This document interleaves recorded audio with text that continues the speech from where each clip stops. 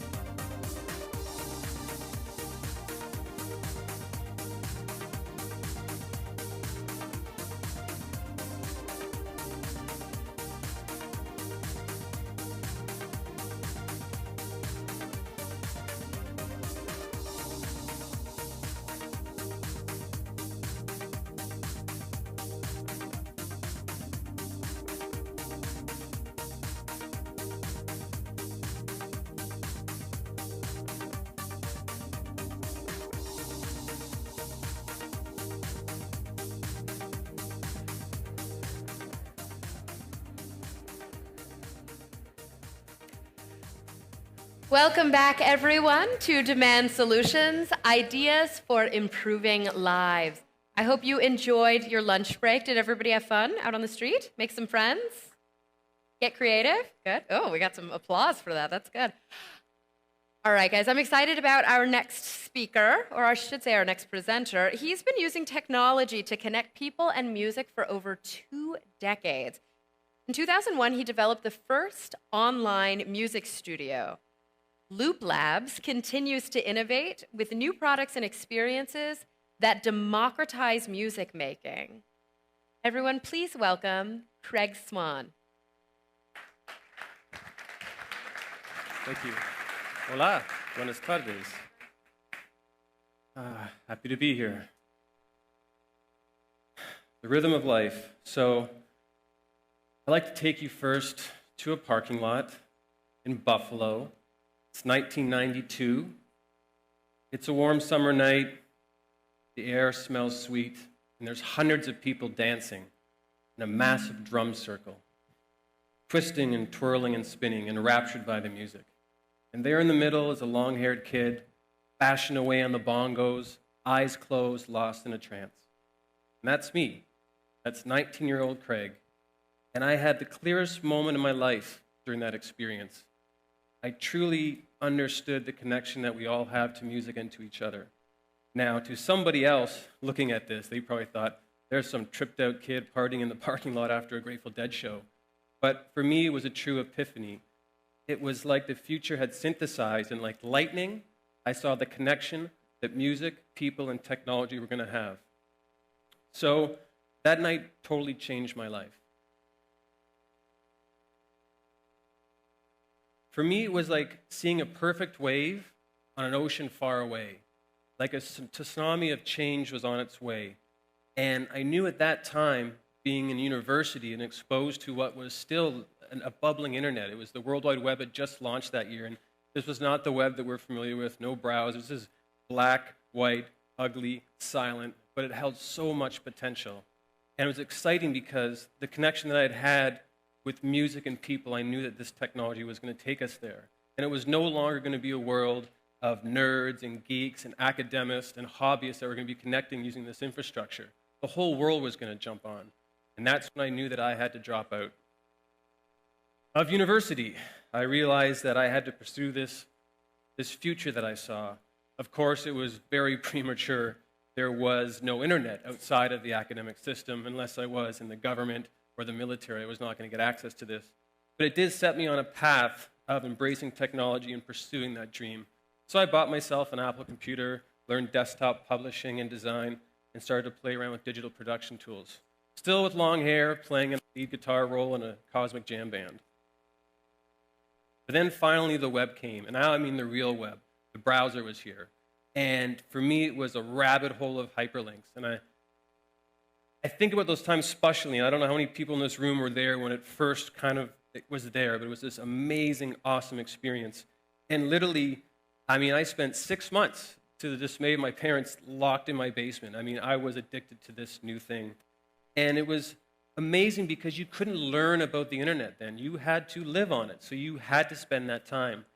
But I was fortunate enough to connect with a lot of brilliant people that were a part of this sort of movement, and really that first group of people that were trailblazing trying to break the internet, just hacking away and creating whatever we could. And this is the early, mid-90s. So I continued to do that, waiting to have the opportunity to experience what I wanted to do with music. And to put it in perspective, really, you think about drag and drop now. The most cutting-edge thing that I did back in the late 90s was develop the first website that ever had a drag and drop interface, and that was considered bleeding edge, winning international design awards.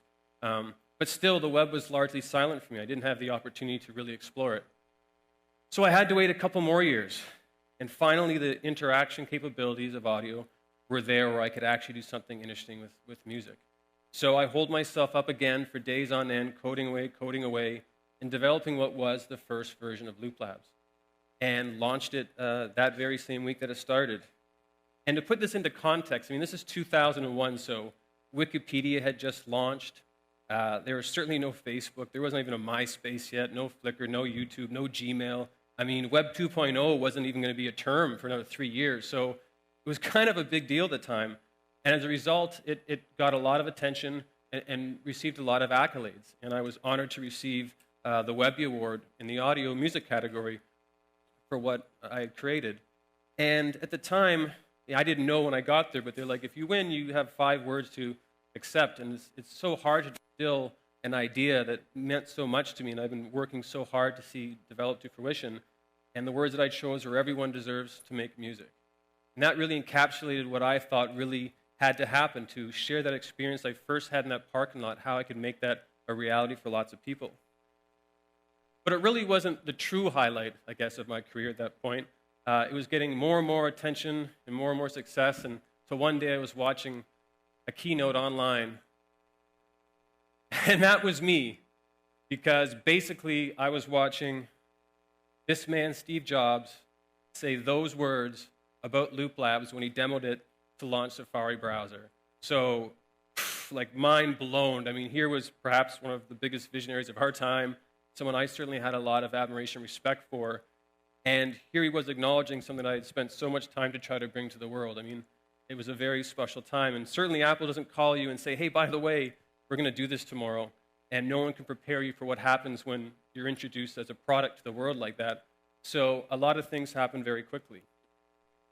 The next 10 years, I kind of found myself in a role as really stumbling into a role as a thought leader in interactive audio, and a lot of opportunities to work with some amazing brands globally to do really innovative things with audio. I mean, just looking at this board of some of the experiments, I mean, I was designing video game remixing for Sony PSP, more than 10 years ago. It's crazy to think now. Using computer vision at that time to create interfaces where we can interact just with a camera, or creating interesting experiences with Microsoft to develop, intellectual property understanding through the sharing of music. Just really doing anything I could to sort of break the mold with music. But through that process, I certainly realized that shift happens.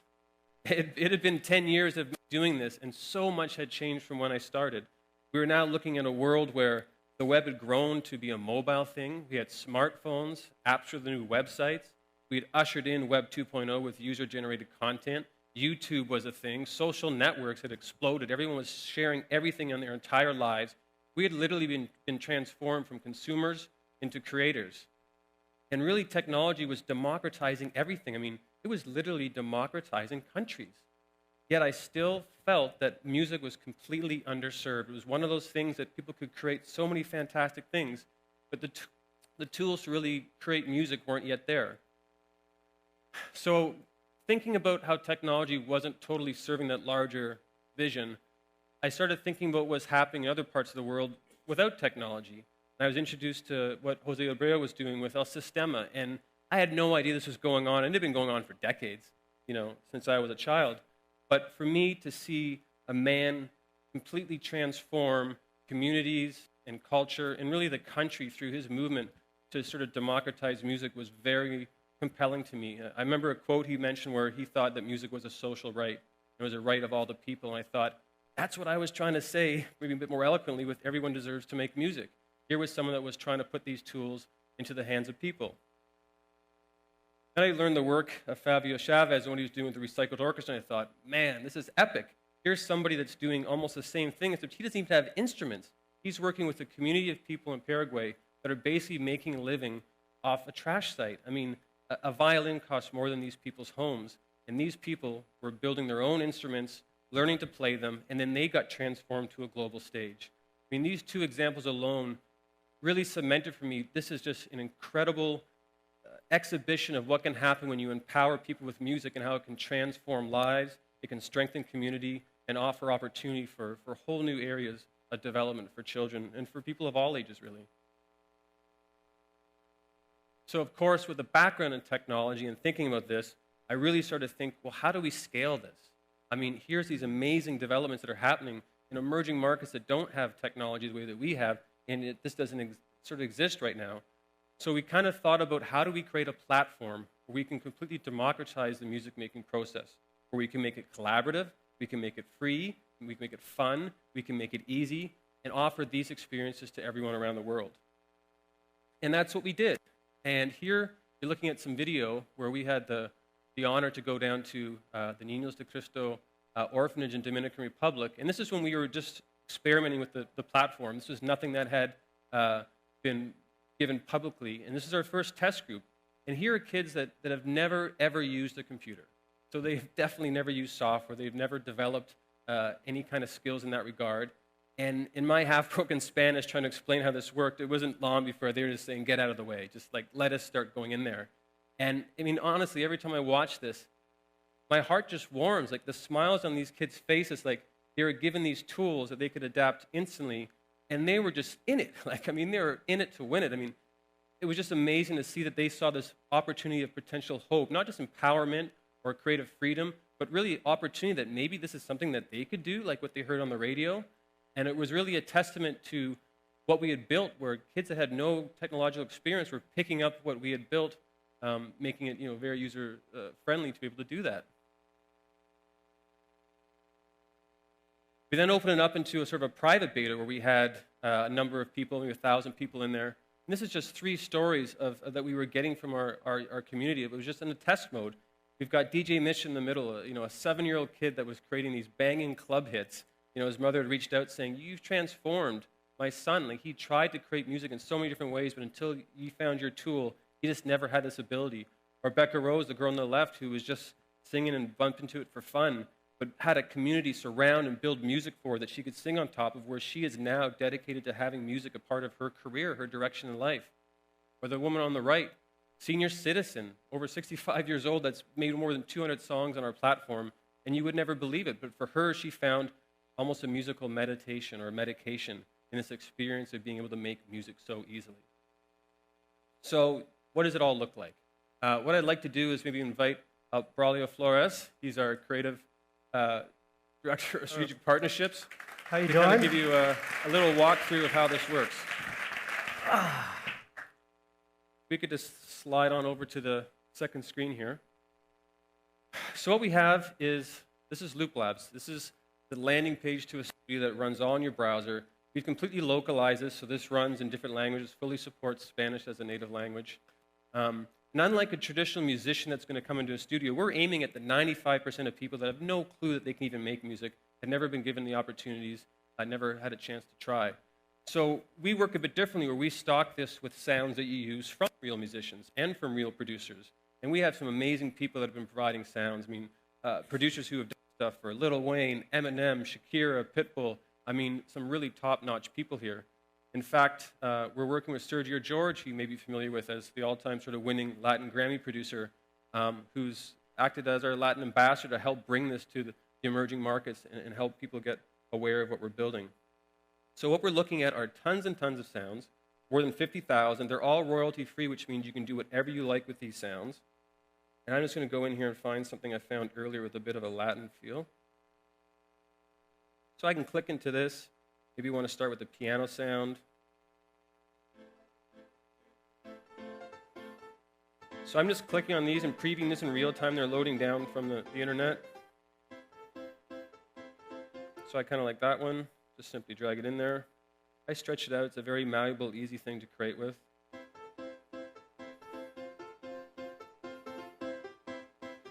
And one of the big things, a part of the platform, is that this thing is fully collaborative. So you can kind of think of it as a Google Docs for music, where I can go here, and we'll just wait for Braulio to load up here. We can connect with other users and work with them in real time. So here's Braulio right here. I can just talk to him if I like. And so not just a regular chat messenger. I mean, that's kind of cool, but doesn't really accomplish much. I can say, basically, check out this great piano piece I've got, and I've just dragged this to his machine, and he now has it instantly accessible on his machine. And let's see maybe if Braulio can send me something back, and I'll look for some more.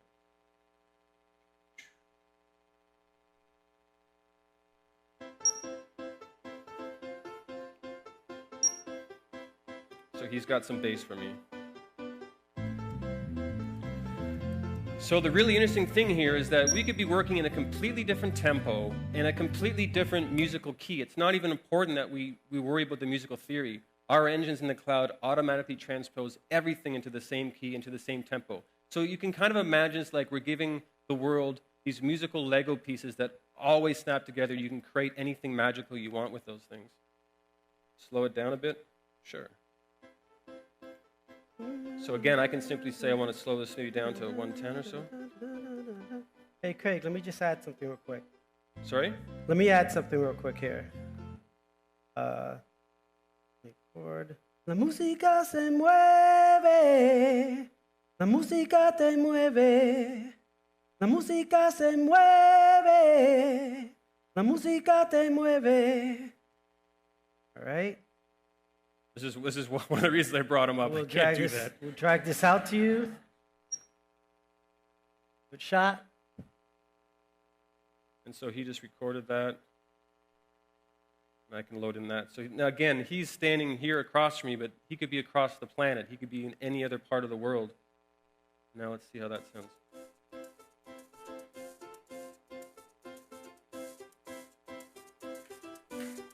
There we go.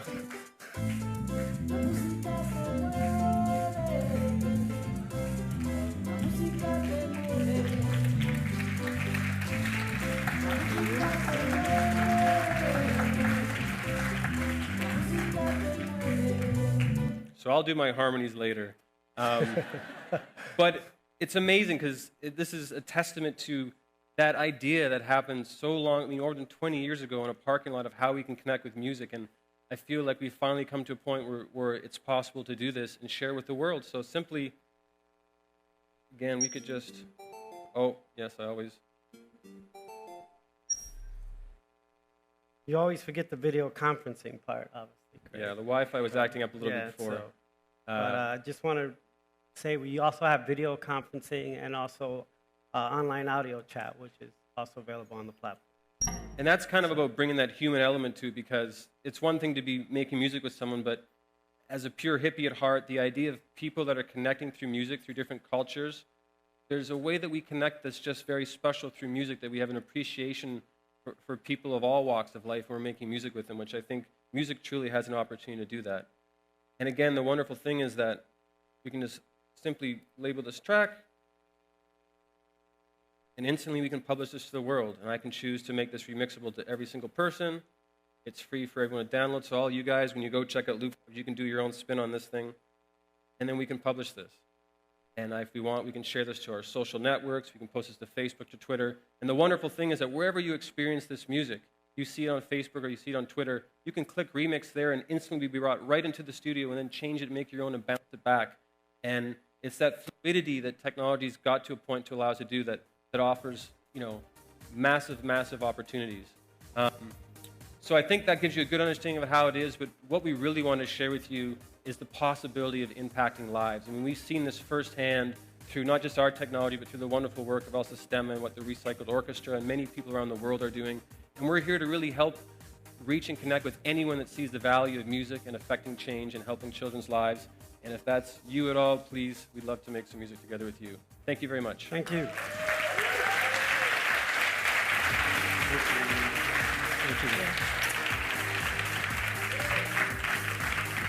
Craig Swan and Braulio Flores. All right, our next speaker is a New York-based artist whose provocative work has captured the imagination of millions across the globe. His work encourages all of us to stop and take notice of what's happening around us, find awareness, both on the streets but also in the digital space at a wider and viral level. Please welcome to the stage, Sebastian Errázuriz. Nothing quicker for me? I don't. Craig. Hi guys, it's good to see you again. So I'm an artist and a designer, Chilean, based in New York City.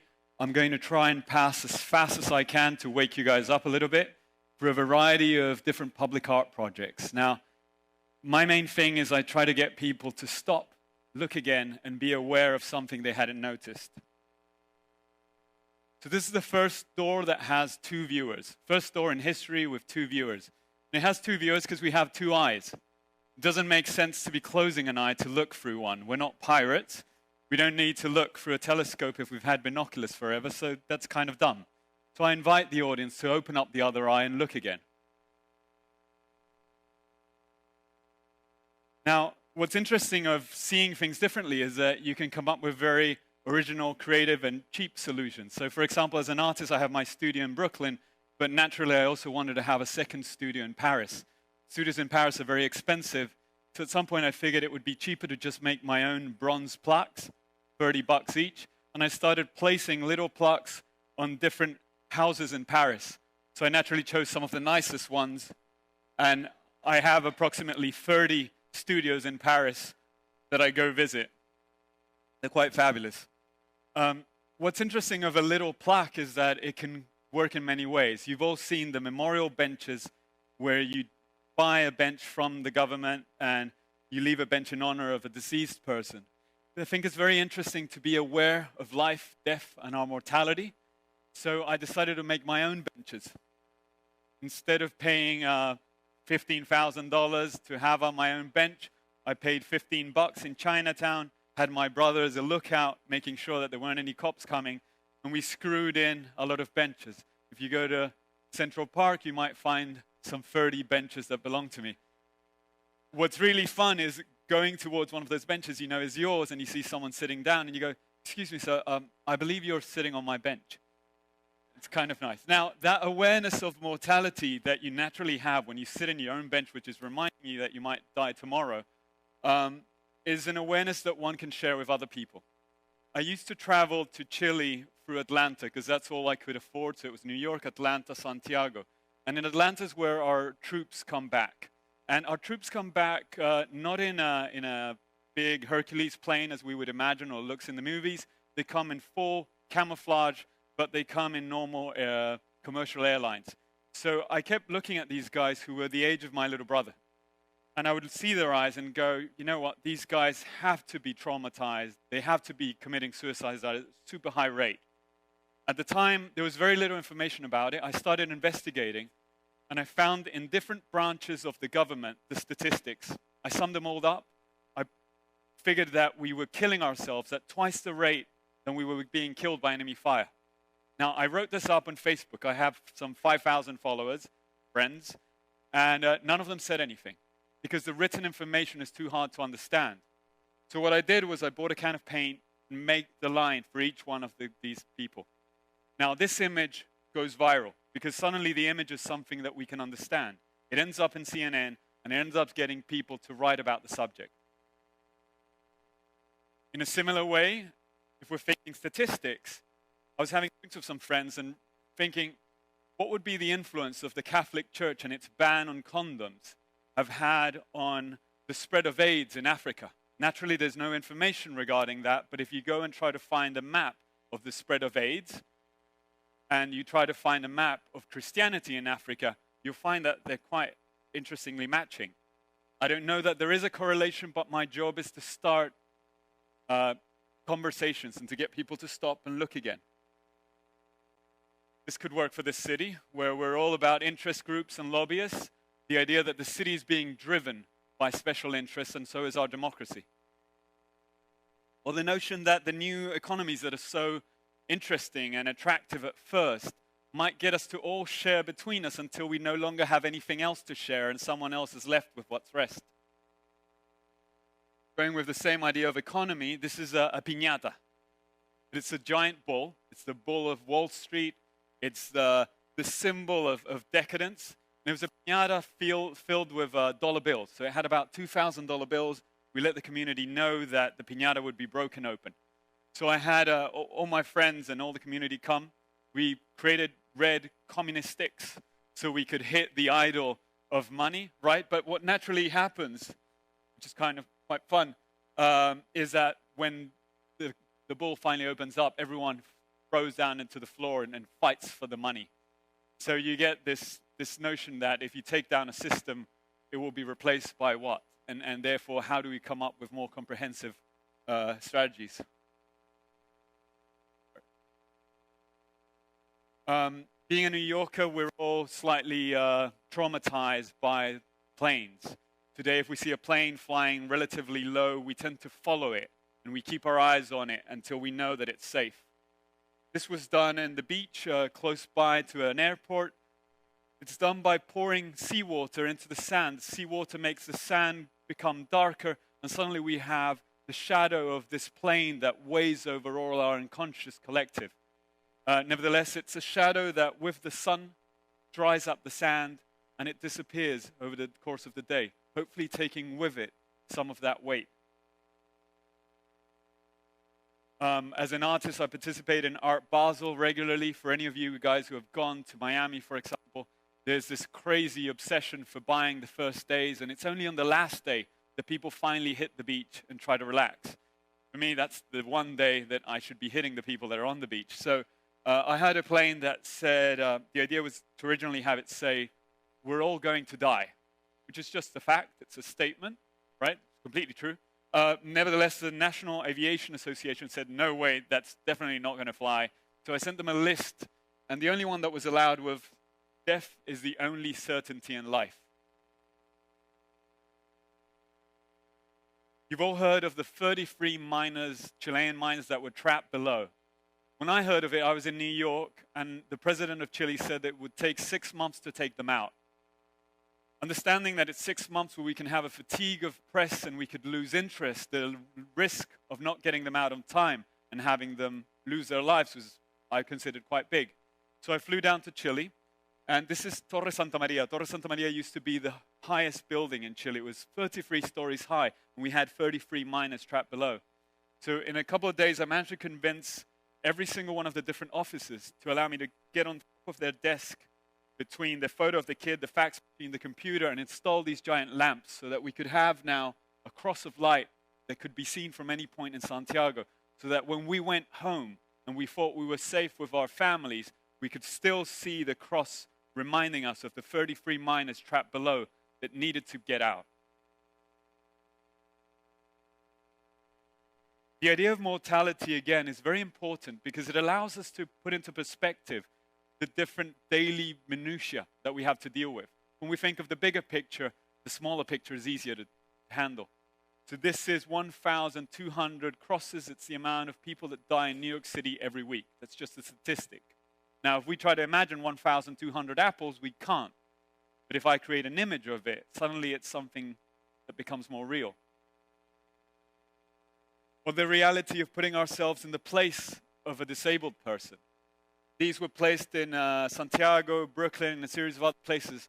Originally, they were always placed outside handicapped centers for kids. And the idea was to get healthy kids who didn't have an issue to be confronted by this double swing and to be able to choose, do I want to go in the normal swing or the swing with the wheelchair? Naturally, the most fun for them is the wheelchair one. Imagine this, how hard it is for you as a parent to see your kid suddenly on that wheelchair. You cannot but put yourself in the feet of a parent who has a kid like that. At the same time, imagine for a kid to grow up and understand that this is normal, that some kids live a different reality. This is one of my favorites. Long room, steamroller all the way at the back. There's a pair of pants underneath the rolling pin. There's a guy in a wheelchair that comes every morning, rolls in, unbuckles his pants, gets into the pants that are underneath the steering, underneath the wheel, and lays there. Only one person's allowed to enter the room at a time. You see this from far away, and you say, "Oh, it's some sort of a prank. It's something funny. You think it's a trick, so you walk decidedly because you feel you've discovered it. You go back and no, it's not a dummy. Shit, it's for real. It's a real person. You go closer, and then you think, no. This is the trick. Their legs go underneath the rolling pin. And people walk all the way up to the guy.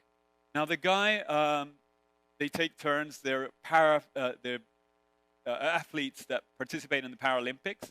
They're physically and mentally in better shape than us. And they're there to contain the people. Once the people are there looking at the guy looks at them, holds their gaze, and basically holds them together. And that's the moment you realize that the guy has no legs. And you want to turn your back and you want to run away, but you can't. You can't turn your back on a person that's lying on the floor under a steamroller who has no legs. And it's that moment where you're trying to run away, but you can't. that it's almost like when your computer freezes and you're forced to reboot and look again. I'm from Chile. Most of you must know that in 1973, General Pinochet goes into power. He had all the political people that were against him imprisoned in the National Stadium. The National Stadium becomes a concentration camp. People here are interrogated, signaled out, tortured. Some of them are killed. Now, I raised the funds to plant a tree in the middle of our stadium. I rented Chile's national stadium for a full week for myself. With the tree planted in the middle, the gates were opened up to the public, so anyone could walk in. Now you could walk in to that same land where blood had been shed, but where we had the roots that were growing in there, and where we had life, and we had a future. Now, because this is a very heavy subject, in order to finish that week in a cathartic, positive note, I managed to convince Chile's all-star soccer players to play a match with the tree in the middle. So we had 30,000 people go, and Chile's national team played a soccer match with the tree. People would roar and applaud way more when they dribbled around the tree than when they scored a goal. This is Times Square. Times Square is the most contaminated spot visually on the planet. No other place on the planet has more foot traffic than this one.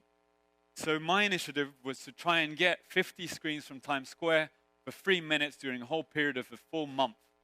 And I just wanted to simply yawn. Now, yawns are contagious. And if I yawn enough, you guys will start to yawn whether you want to or not. Now, when you start yawning in the context of Times Square, it's quite interesting because you start getting everyone to yawn and everyone to want to leave. So while you're getting every single screen screaming at you, buy this, buy that, be this person, be that, and you start yawning, your kids yawn, and suddenly the family decides, you know what, let's go back to the hotel and have a conversation amongst us. My time is out, but it's a pleasure. It's meetsebastian.com. There's a lot more projects there, and Sebastian's Studio for Instagram. Thank you so much.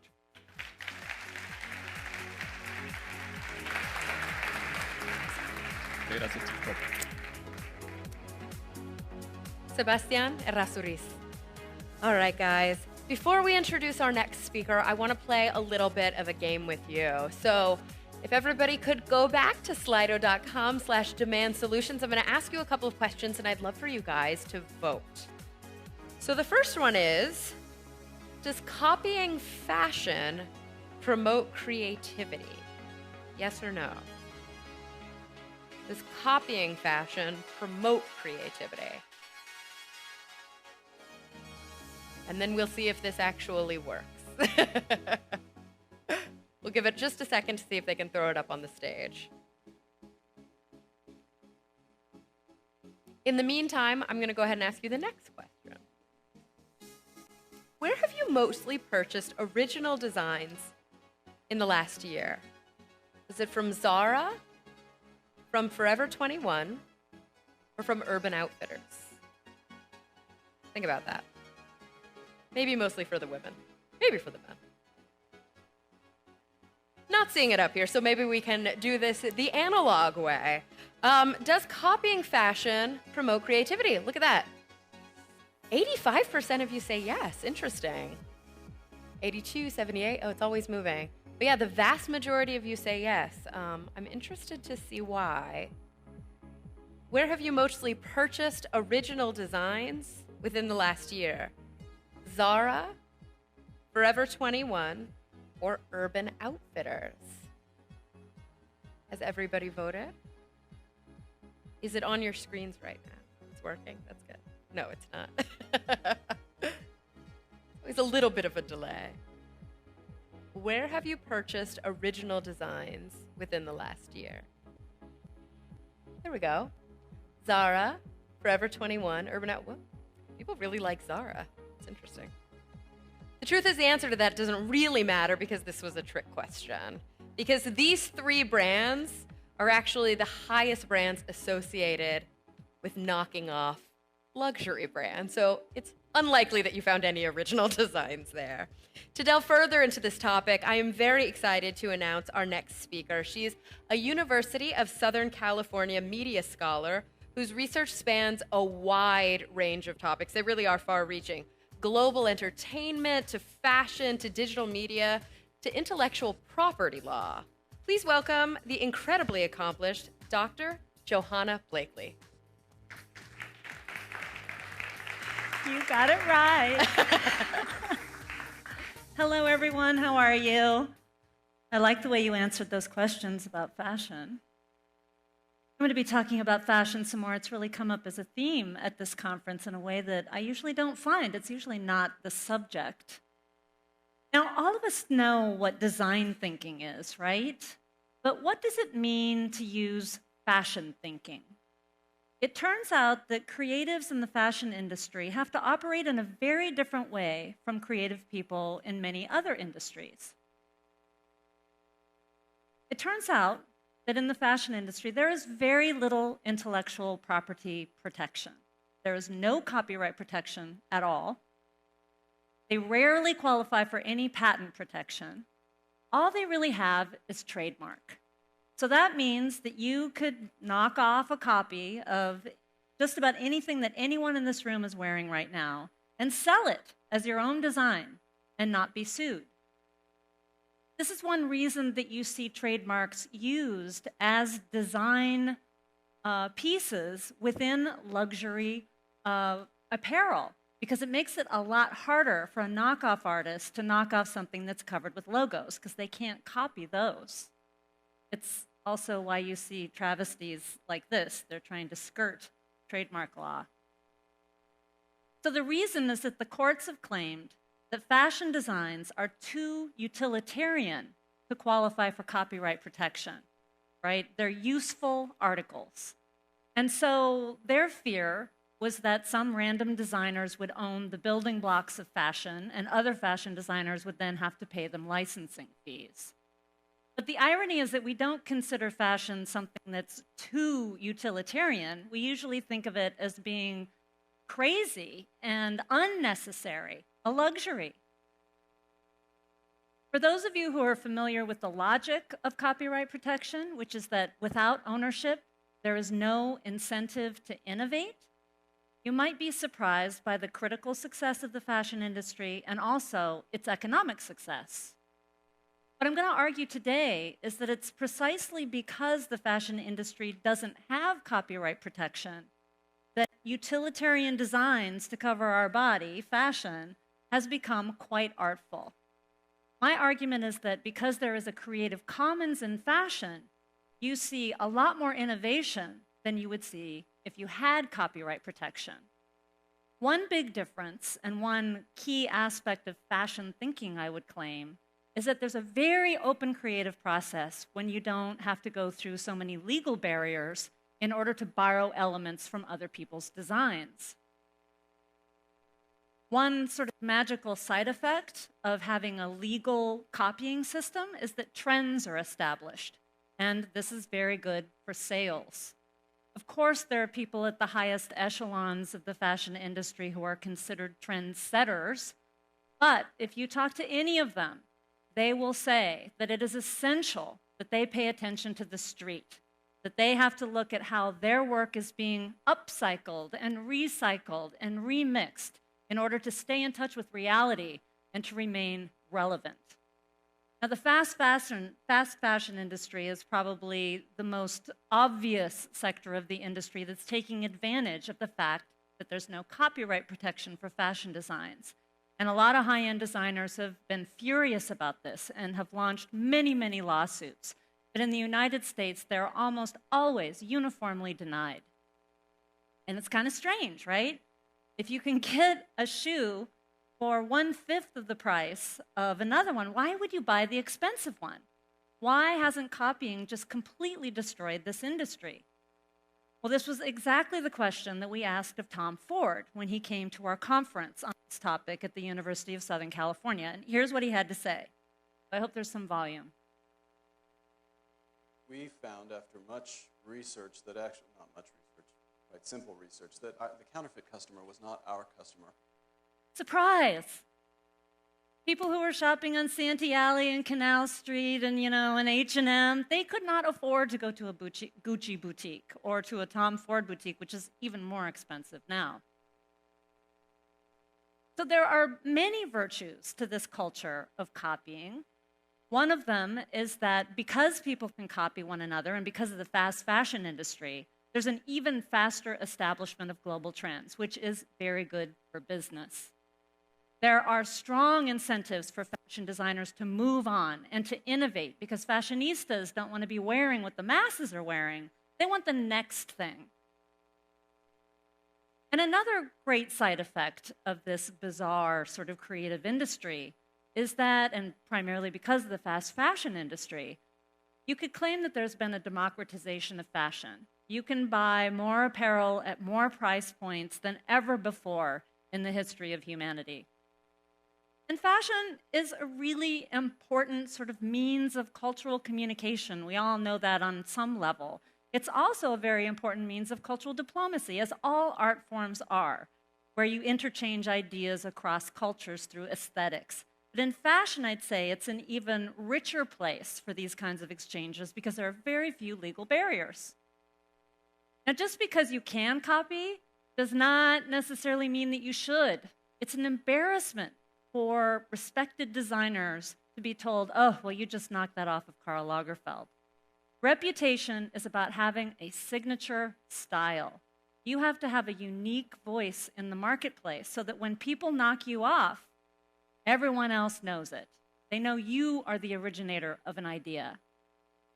Now, another brilliant thing that designers have done in this very cruel sort of creative system where anybody can steal your idea is that they're stealing their own ideas, right? They're cooperating with the fast fashion industry and actually broadening their brand and really introducing an entirely new demographic to their luxury brands. Now, a lot of designers in the US claim that it's unfair that in the United States there's no copyright protection for fashion designs. They say outside of the US, there are all kinds of legal schemes to protect fashion. And there are in many countries, including in many Latin American countries. However, if you take a look at the legal codes, you will find that they are completely ineffectual. The International Association of Lawyers released a white paper in 2014 looking at all of fashion law in Latin America. And their conclusion was that copyright protection is not very interesting from a commercial standpoint. They basically recommended to fashion designers that they just don't exercise their copyright. In Argentina, for instance, they said authors, that is, fashion designers, rarely seek to deposit their creations under copyright because slight modifications could allow a competitor to market an original but confusingly similar product. The main problem, and it's the same problem that the European Union system has, is that it's very difficult to establish a standard for novelty. Just how different does something have to be in order for it to be a unique article that can be separately registered as copyright? So all of these Nike t-shirts, which are just variations on one another, are all separately registered as unique designs. A copyist could very easily knock off any of these shirts and just register that design. And you have to pay a fee each time you do that. So fashion is not the only industry in the United States that does not have any copyright protection. Also the food industry, recipes you can't copyright, the look of a dish you can't copyright. The same with automobiles, no matter how unique and artful they may be. Same with furniture. These are all useful articles. Magic tricks don't qualify. Hairstyles, really complicated. Can't get copyright. Databases, very difficult to get copyright protection. I'm sure you know about open source software, where software engineers forego their copyright because they think it's better for the code. Tattoo artists also have copyright protection, but they don't exercise it because it's not cool in the subculture. Jokes, no copyright protection for them.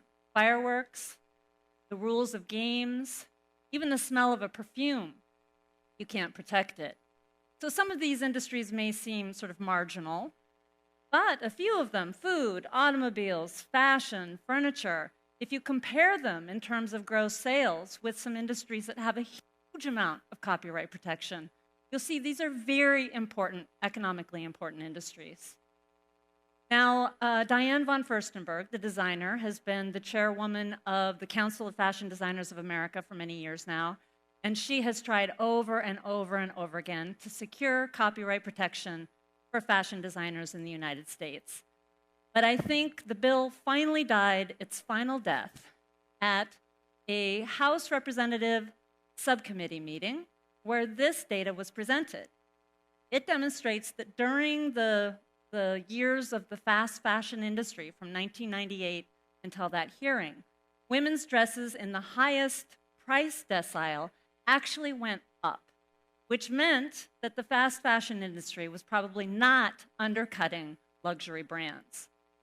Oops.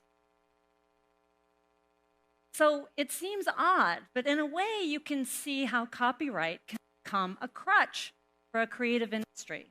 For fashion designers, they have found a way to survive without it, and I believe that's what creators in many other industries are going to have to do.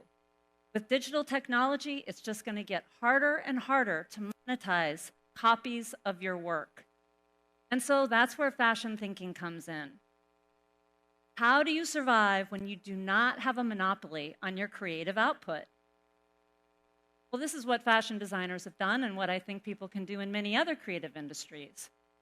For one, you have to develop a unique voice. If you don't have something specific to offer, you won't have anything specific to protect.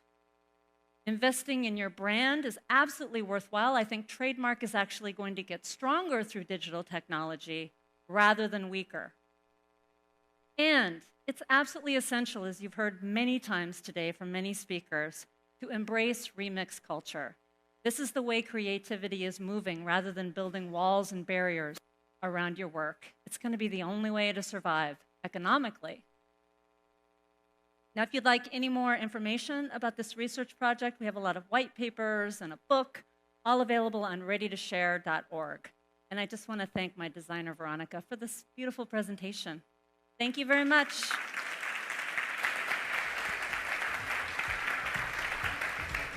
So, Johanna, before you go, I yes. wanted to ask you a little follow-up question. Because I think that you have made a very good case for why it's economically infeasible to copyright specific fashion designs. Right.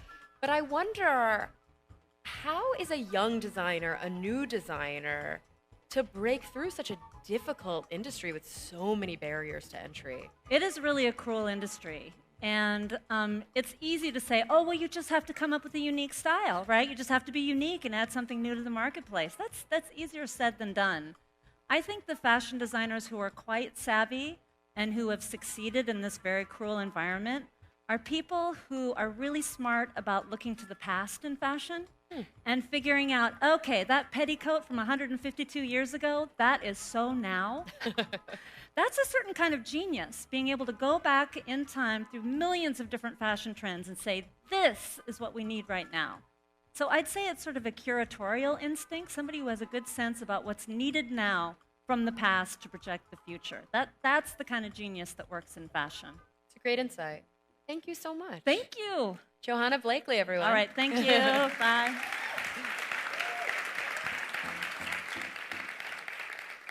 All right, guys. Our next speaker is the head of Gastromotiva Internacional, a Brazilian social enterprise focused on using food as a transformative agent. Please welcome to the stage. I'm also going to try really hard to pronounce her name correctly, Nicola Gryczka. Close? Oh. Thank you. All right, let's see if that works. It did. Hi, guys. So I'm here to talk about food and cooking. How many amongst you like to cook? Oh, that's unexpected. It's almost the whole room. So cooking and food has always been my passion, but it became my tool to act and change the world one meal at a time when I joined my friend and now partner, Chef David Hertz, our founder of Gastromotiva. So the fact is that food and preparing meals plays a central role in all our lives, no matter which gender, no matter which race, no matter which social class we were born into. Most of us in this room eat and think about food every day. We gather around the table, we share ideas, we nourish ourselves, and we nourish our souls. But many of us don't realize the power that the simple act of cooking and eating can have.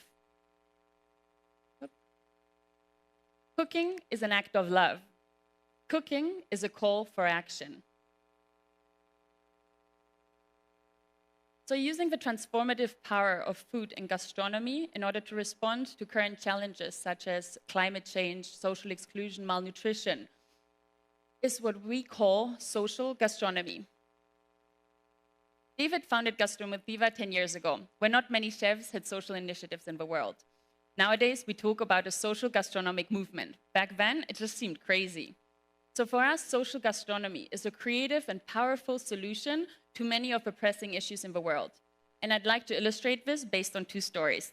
But for that, let's go on a journey to Brazil. This is Diego.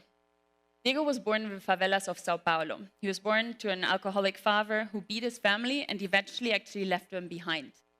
Diego was living in some of the most dangerous areas of Sao Paulo, in social exclusion, economic exclusion, with very few opportunities and exposed to biases and prejudice every day. This is actually the reality for millions of other Brazilians nowadays still. But Diego did have a dream. He wanted to become a cook, and he wanted to recreate these joyful moments that he saw when his family actually had enough to eat. The gastronomic courses in Latin America and in Brazil are very expensive. So it's hard to keep dreaming when reality hits you. Diego had to work at the age of 13, accepting no matter which job he could get just to take care of his family.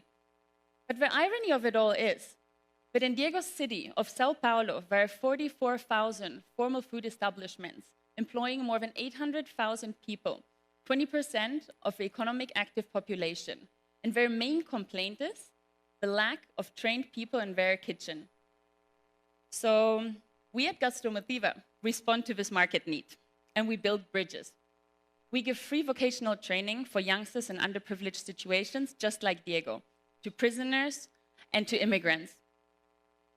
Gastronomy teaches us discipline, teamwork, the respect for one another, and the respect for the ingredient.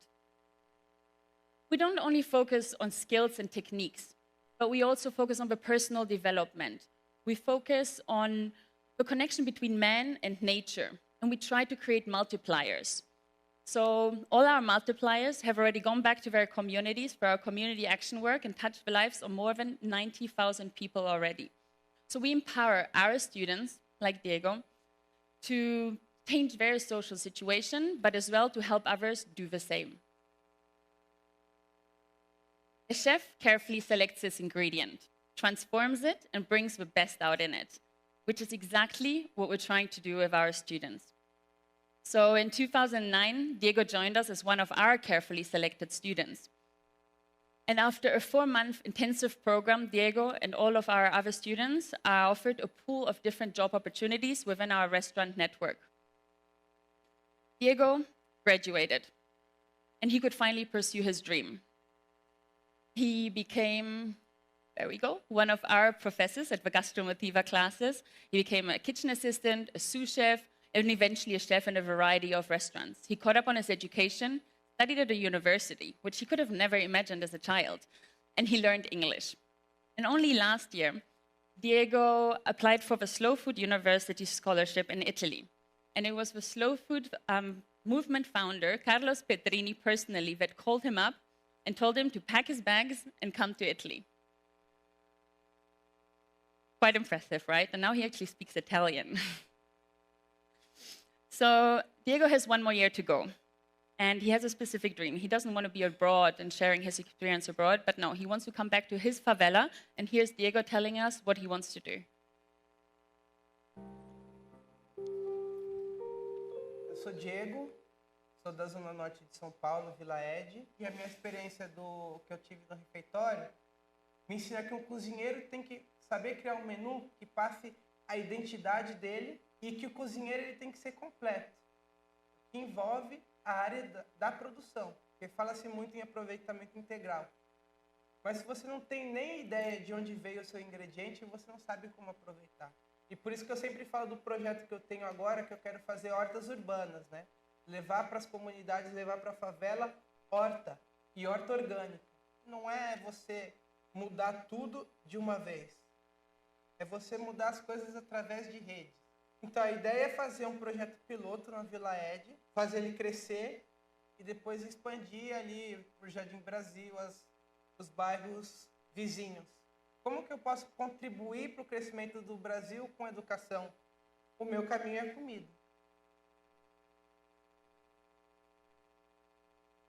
Opa. I think it deserves an applause, yeah. But we've graduated more than 2,500 students, only 1,000 that we will graduate now this year in Brazil. And each of them has an amazing story, just like Diego, and they're also inspirational. And I did promise you a second story. So while Diego was studying in Torino, we at Gastromotiva were building our latest initiative, the Refretorio Gastromotiva. It is a state-of-the-art food waste restaurant in Rio de Janeiro.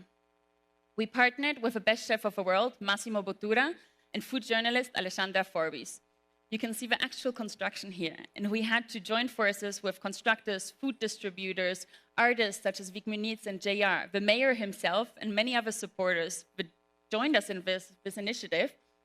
And we made a miracle happen, to be frankly. We built Refretorio Gastromotiva within 55 days. So it is just a time lapse of 55 seconds, 55 days in Brazil. And we launched it during the Olympic Games on August 9th. So why do you think we started this initiative? We have a major problem. 1/3 of all our food gets wasted, while there's almost 800 million people living in food insecurity. Do you realize that we could actually feed the world with all the food that we waste? So chefs and all of us have the responsibility to stop this vicious circle now. A recent study shows that the voice of the chefs is one of the most trusted voices in the world. So this is why we joined forces with 80 chefs and sous chefs from around the world in order to raise awareness, disrupt the current distribution system, and lobby policymakers to change the current regulations that we have around food waste. We also want to change the way we all think about ingredients, nourishment, and community. And we share and educate on solutions and recipes that we can all implement at home. So here's Massimo that will give us a quick overview what that really means.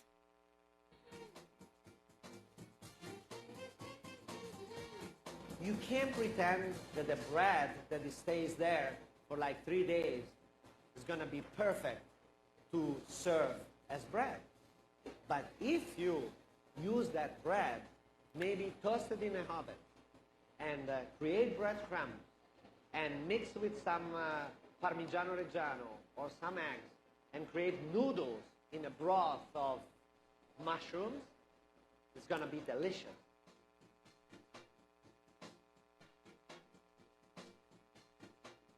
Is exactly as in a restaurant. So they're going to have their own plate, like a welcome dish, appetizer, main course, dessert. There's tons of videos you can find online as well, if ever. But it's just a taste of it. So 500,000 visitors, billions of viewers from around the world, only to watch their athletes compete in this truly global and iconic event, the Olympic Games. It was, for me, my first Olympic Games, and it was beautiful. It was just the spirit of unity and accomplishment, different cultures. You could feel it everywhere. But to fuel the sprints, the swims, and the gravity-defying hurdles, these athletes have to feast. And the Olympic venues were prepared to dish out mountainous amounts of food to 18,000 athletes, coaches, and officials from 200 countries. A kitchen the size of 2 football fields prepared up to 60,000 dishes throughout the last months. So can anyone imagine the food waste that resulted from this? This food waste, or parts of it at least, arrived at Refretorio Gastromotiva every morning, where we prepared and transformed it into 3 delicious meals for underprivileged community members in Rio de Janeiro, and they were served with care and dignity. Our kids, our guests, there were many kids, but our guests were homeless of Rio de Janeiro, anyone in need, and as well, these kids. Here we go, we have the kids. They usually live in the trash dumpsters of Rio de Janeiro. So you have how they were in our refectorio, and this is how they usually live. So it was just this moment of hope and peace they could get over a meal and start dreaming again, to be frankly. So why should good meals be exclusive to small groups of people? Cooking is an act of love. Cooking is a call for action. So we called upon our network of chefs from around the world in order to join us in this fight against food waste and in this fight against social exclusion. Chefs from around the world came, the likes of Alain Ducasse, Joan Roca, Virgilio Martinez, and many more. Every morning, we had one of his guest chefs join us in the kitchen. They brought in their creativity, culture, and knowledge. They were teaching our students, the Gastromotiva students that supported them, and they were learning from the best. So if the best chefs in the world can do it, so can we. Our daily guests were served by volunteers. Volunteers including company CEOs that came with us, there's athletes, Paralympic athletes, gold medalists that joined us, and just anyone who was interested in supporting the initiative. Transformation was happening on all levels. Cooking is an act of love. Cooking is a call for action. So coming back to Diego. Diego and 15 other Gastromotiva students joined us in this initiative, and they became volunteers in the kitchen. They helped us transform 7 tons of food waste into 10,000 delicious dishes in only 45 days, leaving real human legacy to the games. And Refectorio Gastromotiva will not disappear post-Olympics, just like the other country houses that just were pop-ups. We will continue transforming food from the supermarkets of Rio de Janeiro. We'll open for lunch, and this lunch will then contribute to a dinner at night for somebody in need. It will become our first gastronomic hub, where we will foster creative solutions and dialogues, exchanges, and we'll also open for other guest chefs to come in, bring in their experiences. We'll open for workshops and educational exchanges. Every city deserves a Refectorio Gastromotiva. So as you head to dinner tonight, I encourage you all to start thinking how we can all restore food and souls. This is the transcendence of this movement. It goes beyond the meals we serve, beyond the food we rescue, beyond the Michelin star. But in the end, food is about people. Thank you. Thank you. Nicola Gryczka. All right, guys, we have one more break. I encourage you during that break to collaborate, to communicate, and to use the hashtag #DemandSolutions to share your thoughts and your photos. I am going to make my graceful exit because I have to catch a flight to Los Angeles, but I will be leaving you in Gabriela's capable hands. Thank you guys so much.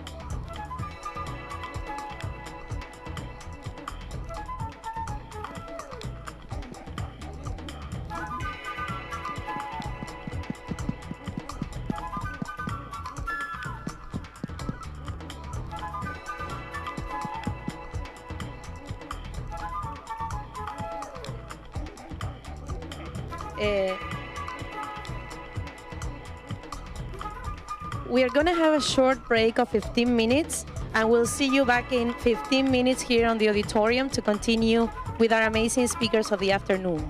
Los esperamos de vuelta en 15 minutos para seguir con los speakers de esta tarde. Gracias.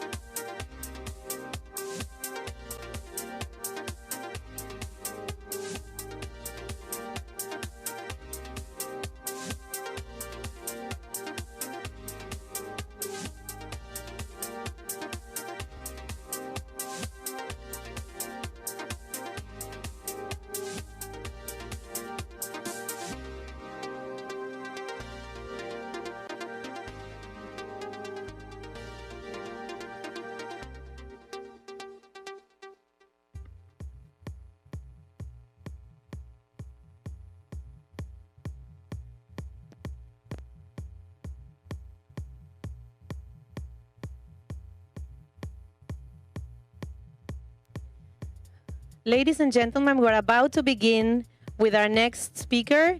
Can you please take your seats so that we can start? Thank you. Estamos por comenzar con nuestra próxima sesión. Por favor, tomen su... We're about to get started. Please take your seat.